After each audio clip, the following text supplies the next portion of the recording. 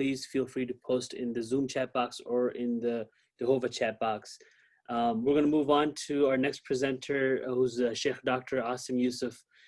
He is going to be presenting on a model of rational therapy within Islamic framework, the RIDA model. And I read about this one in his chapter, mashallah. It's a very beautiful model, and I'm sure all of you will benefit from it. Dr. Asim Yusuf is a fellow of the Royal College of Psychiatrists and a traditionally trained religious scholar with an interest in the philosophy of psychology, metaphysics, and the relationship between spiritual and mental health.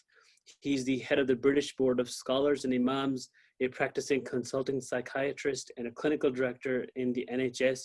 He is, which is an internationally recognized teacher, singer, songwriter, and author. I've heard him myself with the, sing nasheed, and he's excellent at that. I don't think we'll have time for that today, but maybe some other day, inshallah. So go ahead, Dr. Asim Yusuf, all yours. جزاك الله خير. بسم الله الرحمن الرحيم. الحمد لله والصلاة والسلام على رسول الله وعلى آله وأصحابه ومن والاه. Assalamu alaikum to everyone, and thank you especially to Dr. Nazir. That was a fascinating presentation. Actually, this presentation may actually go some way towards looking at a solution to the problem of religious doubt as well. Actually, but we'll get to that inshallah as we go through. So, thank you to everyone for attending this. As Dr. Fahad said, I am a religious scholar, and despite that, he's only given me 15 minutes. You should know that that isn't enough time even for me to get through my opening introduction, but I will do my best, inshallah, to rattle through this as swiftly as possible. This presentation contains an akila. You're going to have to be on your toes for the first few slides because I'm going to zap through a lot of things. So this is just go back one, sorry. So this is about RIDA. RIDA is an acronym, but what it represents is an indigenous Islamic model for cognitive therapy. So I'll explain, inshallah, what that is as we go through. It's one of a number of models that I've developed over the time I've been working. I have been a practicing clinician, as mentioned, for over 20 years. I've also been a religious scholar for about the same period of time. And my interest is very much the link between these two things. So just a couple of public health warnings first. So the idea of Islamic psychology is not a superficial idea. It is extremely deep. It enfolds, when you get into its fullest expression, it encompasses a lot of things. It's important to understand that we are deeply privileged as practitioners of mental health, as people whose fundamental professional interest is human mind stroke soul, because the soul is the canvas upon which God manifests himself.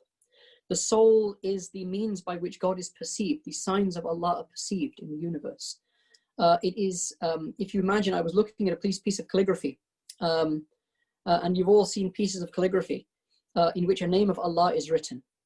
That is an analogy of the soul. The soul is the canvas upon which that name of God is written. That is how blessed it is. That is how important it is. And from that perspective, you might say it is the single most important structure in the universe. Because of that, the understanding of that self, of that nature, the soul itself, is a fathomless ocean. And in its greatest extent, it encompasses metaphysics, epistemology, cosmology, anthropology, language, revelation, or in other words, God, self, universe, time, revelation, and destiny.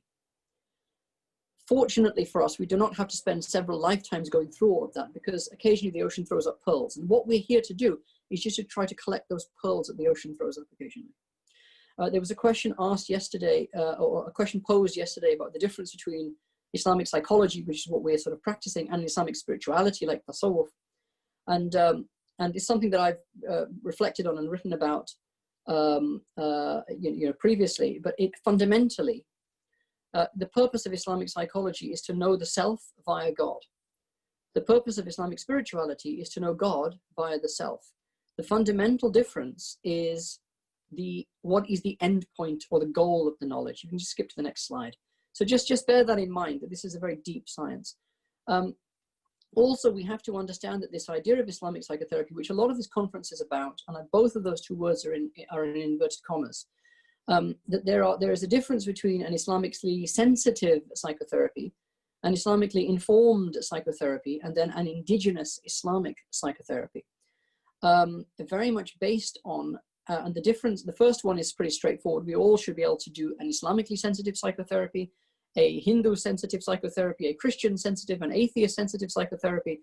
That's just part of our professional practice. An Islamically informed psychotherapy is taking a model such as CBT, such as psychoanalysis, and then adapting it in such a way that it is informed by some of the texts and scriptures of Islam and so forth, and therefore can be modulated and adjusted for a Muslim practitioner, or for a Muslim client. But an Islamic psychotherapy is different. An Islamic psychotherapy goes through. So you're a bit faster on the trigger than I thought. Akila, well done, mashallah. But an Islamic psychotherapy is different from an Islamically informed psychotherapy in terms of the models that may be brought to bear. But those models themselves fundamentally arise out of how the self is understood. And this is the difference between what you might call a secular psychotherapy and a theistic or religious, faith-based, or an Islamic psychotherapy. It is fundamentally about what is the subject matter. What is the thing that is receiving the therapy? What is the self? What is the I? And that is the fundamental question that we need to try to understand in order then to develop a model that allows for a therapy of that thing. And then, of course, what you mean by therapy also depends on things. Now, the next thing, and I'm going to zap through this very, very fast. What we've seen over the years, we talk about biological approaches, psychological approaches, spiritual approaches, and very much they were seen in previous point in history. For those of you who are a bit longer in the tooth, you will know that people like me, psychiatrists, were very much engaged in a biological approach to mental health and mental illness. Psychotherapists such as yourselves or other people would have been very much focused on a psychological approach to that, ignoring largely the biological approach, just as I, as a psychiatrist, might ignore the psychological approaches to things. It's for me, a biological approach would be about there is too much dopamine in the in the frontal lobe. I'm going to give you a medication that reduces the amount of dopamine in your frontal lobe, and your hallucinations will improve. There is too little sertraline in your prefrontal cortex. I'm going to give you a medication that increases your sertraline, and then your depression will go away. All right, that's a biological approach. Psychological approach takes a very different look at a very different understanding of what is meant by the self, what is meant by the person. Equally, a spiritual approach, you've seen that as well. There are significant differences there. I actually have a paper on this, which is going to be a chapter in another book, not the book that the Khalil Center are bringing out, but another work in which I got a little bit over enthusiastic. It was meant to be a chapter of 8,000 words. It ended up being 24,000 words, but I address a lot of these sorts of concepts in there. But what we've seen over the years, what I've seen certainly, is that in professional circles, the biological and psychological approaches are coming together. Psychologists are becoming more biological, psychiatrists are becoming more psychological. We've also seen, and a lot of what we're talking about here is a rapprochement between the psychological and the spiritual. So that's what we're talking about here in Islamic psychotherapy. Bring the spiritual approach together with the psychological approach. What I think is lacking, and which needs to be considered in a lot more detail, is a rapprochement between the biological and the spiritual. How do you link together the biological and the spiritual? This is something that requires a lot more thought. Otherwise, we are missing out on a great part of what makes the human the human. If you can skip to the next slide, please. All right. So just a quick smidge of metaphysics. Every science is based on a philosophy, and every philosophy is based on certain principles. They're called meta-theoretical shaping principles. Here we mean the assumptions that you make. The only difference between a faith-based psychology and a secular psychology is that a faith-based psychology is explicit about what the metaphysical assumptions they are making are. So we believe in a God who is the creator of the human and the creator of the universe, to whom we are returning, and so forth. We are simply explicit. That's the only difference. But do not think for a moment that a secular psychology is not based on a philosophy, and that philosophy is not based on certain assumptions about reality. You can skip on, please. All right. Yeah, I won't go through this, but just to say that it's the same sort of thing. You know, where do we get our knowledge from? In the secular psychology, you have evidence, you have a theory that knits the evidence together into the science of the psychology itself. It's exactly the same thing for an Islamic psychology. The difference is what we admit into evidence and what are the assumptions that underlie the theory. So that's all that's about. You can skip on. All right, okay. From the perspective of the believer, we approach the self as a relational self, the self qua the divine, the self qua the universe, the self qua its own history, and the self qua the situation that you're in at the moment. So that's all that's about. Sorry, we can just skip on, sorry. As I say, I'm just rushing through all of this. That's another thing, about how you go about understanding the self in terms of the conscious self, which is your I. Now, what's important, and I think Dr. Rothman mentioned this last night. In 15 minutes, there isn't enough time to go into anything, but this can be explored in a lot more detail. And I will explain a little bit more about this here. But what do you mean when you say I? What are you referring to when you say I? Now, largely, we are referring to the conscious self, our autobiographical self, the story we tell of ourself. We may also mean, if we're a bit more reflective, the subconscious self, that we're afraid of some of the influences on our decision-making and so forth. But beyond that, there is an unconscious self. And beyond the unconscious self, and a simple example of what I mean by unconscious self, I'm not getting super duper spiritual here. Your brain, your neural processes, we are completely unaware of our neural processes, the firings of the neurons that are occurring all the time, that shape our view of reality. We are unconscious to this, and yet it is fundamentally a part of everything that makes us up. So leave the soul, even the brain is part of the unconscious. And then we have what is the true ultimate self, the self in God's knowledge. This is our Islamic understanding of what the self is. We can move on a little bit further. And there are several models of this, but there are a few of them. And there's one more thing to focus on. This can come straight back to the RIDA point. So now I think most of you are probably American, because this is an American conference, so I thought I'd chuck in a little bit of Americana for you. So a pluribus unum, right? Which for those non-Americans among you means from the many emerges the one. Which has a, or from many come one, which has actually a very deep metaphysical truth to it. In reality, it is what's called in Sufi terminology, wahdatu shuhud, a pluribus unum. In all of the multiplicity of the universe, beyond or behind all of the multiplicity of the universe, there is the one. Psychology is the understanding, as we know, of the self. A psychology, therefore, can only be as good as its ability to understand the self. And the spiritual approaches to Islam, especially systematized generally in Tasawwuf, but actually when you look at what Ibn Taymiyyah was saying, you know, the accounts of Ibn Taymiyyah, Ibn Qayyim al-Jawziyya was one of the great spiritual masters of our religion. The spiritual approaches to Islam focus on understanding the self for the purposes of coming to understand or to know the divine. So understanding the nature of self becomes absolutely critical. What do you mean when you say I? What is the I, or who is the I you are referring to? And the fact is that human beings have what you might call a multifarious self. We have a rational self, we have an emotional self, an instinctual self, a self that lives in the past, a self that lives in the future, a self that is in the present. And then we have some company. We have some company as well, all right? And what the RIDA is based on is the company that we keep. Or to put that another way, as the first command of the Quran is Ya ayyuhan nas u'budu rabbakum. Oh man, worship your Lord. I don't have the time to go into the importance of that, but it is fundamentally important here to understand the nature of nas, the nature of the human, in order to be able to worship, in order to come to know the Rabb. All right, so what we're going to talk about just very quickly is something of the nature of the self. Just move on one slide. 2 minutes. Oh, wow, really? Oh gosh. Okay. All right. Right. So, very briefly, we all have what's called the nafs shaitan. We have a shaitan that is a metaphysically distinct, sentient, malevolent entity co-located within each one of us. This is the shaitan that runs in the bloodstream.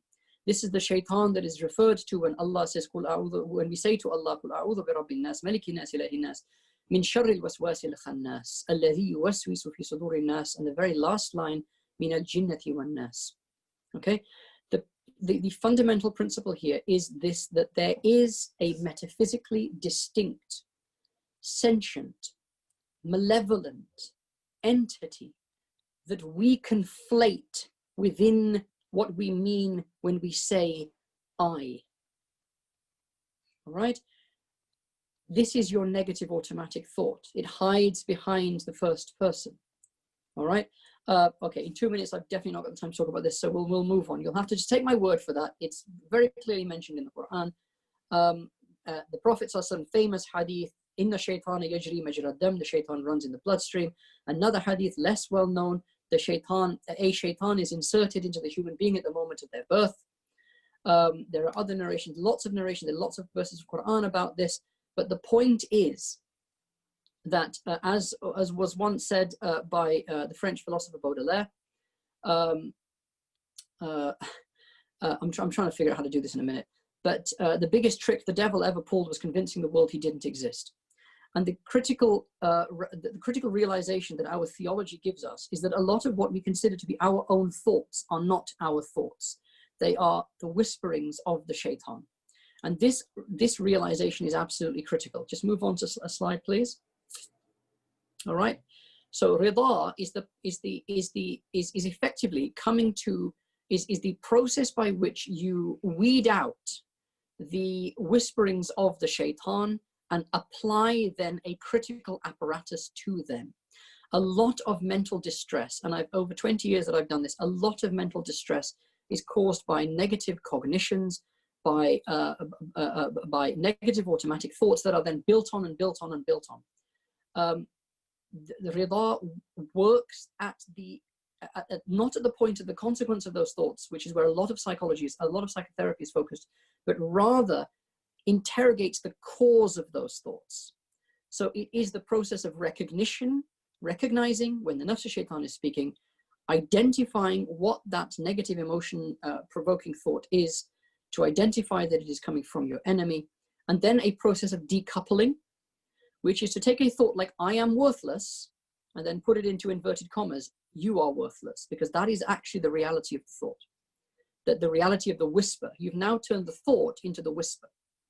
The shaitan hides behind the first person. The shaitan does not say, "You are worthless." That is not the thought that you will experience here. The thought you will experience here is "I am worthless." And because the shaitan has been with you from the moment of your birth, you do not know how to distinguish between the whisper of the shaitan and your own thought. The purpose of RIDA is to allow you to do that, to teach you how to do that, to recognize when the nafs shaitan is speaking, to identify what the thought is, to decouple, distance, and deny that thought, and then to provide an affirmation thereafter. If you can just skip quickly over, I don't have the time to explain it now. The principles, there are a number of principles here, metaphysical principles that underlie it, which of course I knew I wouldn't have the time to go into, but we can move on. What this adds to secular therapies, and I've seen this in practice quite a lot of times, is that the knowledge that the source of your darkest thoughts is not you, is an intensely and immediately liberating experience. What you are doing here is breaking a major barrier in therapy. Is my therapist says I'm a good person, but I know I'm not, because in my head the thought is I am a bad person. This is my fault. I know my therapist says it's not my fault, and she's really nice, but it is my fault. I know it's my fault because my thought inside my head is it is my fault. Now, you hear what you can do is say, no, that's not your thought. That is the nafs shaitan. That is something that is metaphysically external and distinct to you. It's just occurring inside your head rather than in your ear. All right? So you break the tyranny of I believe, I feel, I know this to be true.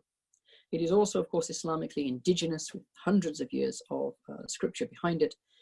It allows clear and practical steps to tackle what are often deeply held negative beliefs about the self. It can be performed by clients themselves. It provides alternative narratives that don't deny the fact that life is hard, that don't deny the fact that grief is real, but give you a framework within which to understand it. You can just quickly skip on, and I know that Fahad has given me more than my 2 minutes, so I will. I'll just end by saying this. So just in terms of what Dr. Nazir was saying earlier, one of the things that Rida would do in terms of your skeptogenic schemata is to understand that that doubt that comes in is from the nafs shaitan. And so don't simply assume that it is true. Yeah, all of those things that you mentioned towards the end of your presentation, that, you know, it has to be proven to me in order for me to believe it, etc., etc. Where are these thoughts coming from? Don't worry about how you deal with the thought when it's there, but where's it coming from in the first place?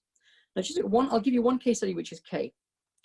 And Kay had moderate OCD, bordering on delusional ideas for over 10 years. At the onset, when he started to receive secular treatment for this, his symptoms were 8 to 9 out of 10. After 9 months of regular CBT, his symptoms had reduced to 6 to 7 out of 10. So still very debilitating, very distressing. After 2 sessions, two-hour sessions of Rida, one was spent explaining the whole thing. After 2 sessions, his symptoms had dipped to 2 out of 10. I thought, yeah, okay, but that's just a honeymoon effect, right? I told him to keep a track on it, and we kept in regular contact over the next 18 months. 18 months. Though he utilized it, he said, it kept on coming up. I used the Rida. In 18 months, the worst that his symptoms got to were 3 out of 10.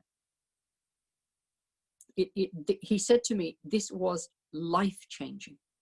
He was and the thing that was life-changing is the idea that that's not my thought. And therefore, I can subject it to the same sort of critical analysis that I would subject anybody else's thought to. If someone yelled at you, you know, as you were walking down the street, hey, terrorist, yeah, that doesn't mean you are one. You would subject it to a critical analysis. We don't do that to the thoughts inside our head. We assume that they must be true because they are from us. And as soon as you realize that they are not from you, that's where the difference lies. And I'll leave it there. Jazakallah khair.